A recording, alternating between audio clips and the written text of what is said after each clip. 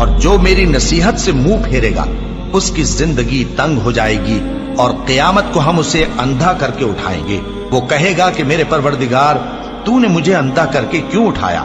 میں تو دیکھتا بھالتا تھا۔ اللہ فرمائے گا کہ ایسا ہی چاہیے تھا، تیرے پاس ہماری آیتیں آئیں تو تو نے ان کو بھلا دیا، اسی طرح آج ہم تجھ کو بھلا دیں گے۔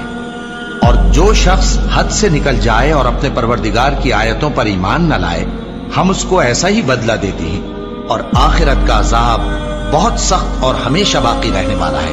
تو کیا یہ بات ان لوگوں کے لیے موجب ہدایت نہ ہوئی کہ ہم ان سے پہلے بہت سے فرقوں کو ہلاک کر چکے ہیں جن کے رہنے کے مقامات میں یہ چلتے پھرتے ہیں؟ عقل والوں کے لیے اس میں بہت سی نشانیاں ہیں۔ اور اگر ایک بات تمہارے پروردگار کی طرف سے پہلے صادر اور جزائے اعمال کے لیے ایک میعاد مقرر نہ ہو چکی ہوتی تو نزول عذاب لازم ہو جاتا۔